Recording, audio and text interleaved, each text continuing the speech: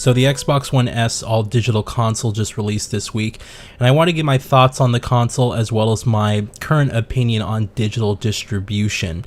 Now, it's always interesting to revisit this topic because our opinions change over time. You know, as time progresses and as a new as entertainment also advances, our opinions start to change on how we consume that, and there's just different methods and availability to us in terms of how we choose to actually consume our entertainment. And I wanted to sort of, here we are at the end of the current 8th generation of consoles. We're going to be going into the 9th generation of consoles next year. And it's going to be pretty interesting to see what that generation is. Some people are speculating that the 9th generation is the last generation of traditional consoles. And it'll be very interesting to see what happens. So anyway, let's talk about the Xbox One S all-digital console, or the Xbox One SAD console, as a lot of people have been calling it. It's very interesting. I don't know why Microsoft chose to really name it this way.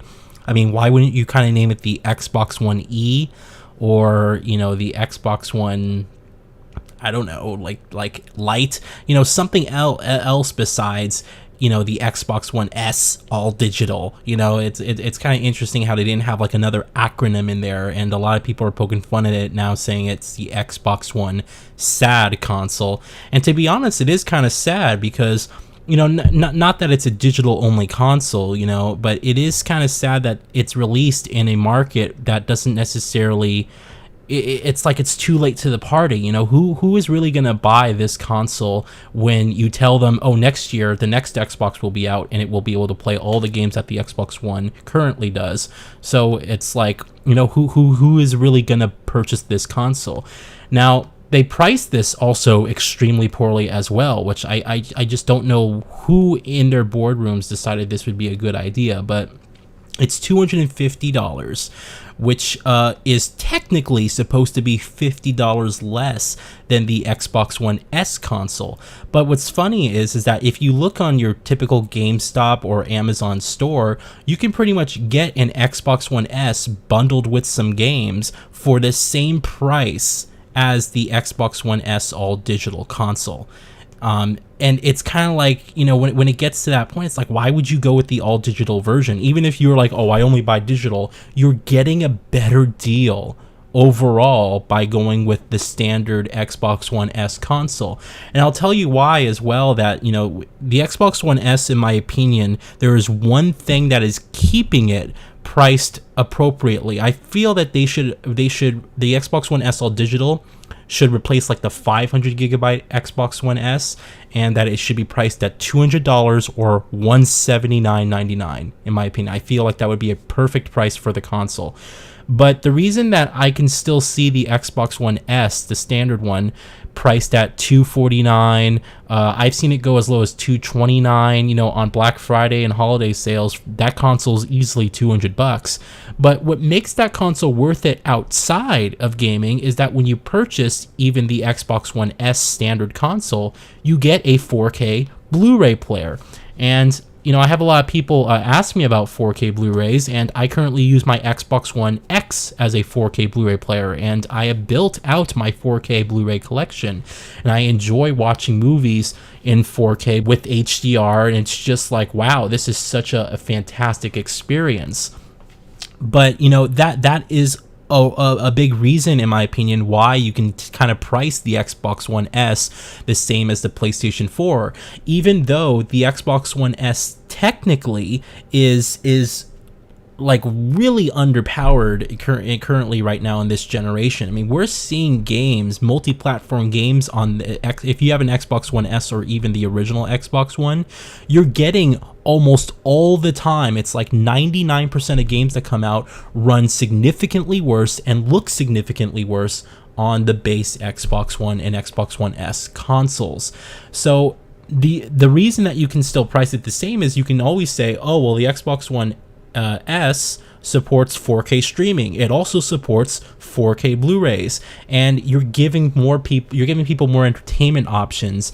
And the 4K Blu-ray players are still expensive. You still have to spend $150 or whatever to buy a 4K Blu-ray player, and at that point, might as well spend $50 or $70 more to get the Xbox One S console, because you get a game console and you also get a 4K Blu-ray player on top of that. It just makes more sense. It's like you get more for your money that way. So the Xbox One S all digital console doesn't have a disc drive, which means automatically it doesn't have a 4K Blu-ray player. It has 4K streaming, but it does not have a 4K Blu-ray player. And in my opinion, most people are playing on smart TVs these days, and smart TVs already have 4K streaming through their apps. So why it's not even a big selling point, in my opinion. I don't really know a lot of people who use their current consoles to actually for streaming services. I think the only caveat is sometimes I have a friend who will use their Xbox One X just to stream Crunchyroll, because Crunchyroll isn't available on Samsung TVs, and I think the availability is kind of spotty on most of the TVs, or they might have an exclusive partnership with one brand. But that was like his reasoning. You know, it's like, oh, I want to watch anime, I have a Crunchyroll subscription, I have to use the Xbox One S. Makes sense, but most people will always use the built-in TV streaming apps. It's just easier and it flows better, and they don't have to have a separate piece of hardware. It's all built into the set. So I just, it's not really a selling point for anyone in particular, I would say. It's like if you have a 4K TV, you have 4K streaming. It's built into the set these days. So you have no disc drive, you have no 4K Blu-ray player to upsell people on. Who is this console for? And you're also releasing it currently at the very end of the current generation of consoles. Next year, we'll probably get the next Xbox, we'll get the next PlayStation, and it's like those consoles, because they're going to be built on the same architecture pretty much, are already going to be backwards compatible pretty much with all Xbox One and PS4 games. So it just makes no sense to me why you would release this console now. To clarify my stance on digital distribution, I have become more open to it, but for me, it's like I will always prefer and wait personally to buy a game on disc. I still like collecting games. I still build out my current collection, and my PlayStation 4 and Xbox One collection is pretty vast and pretty huge.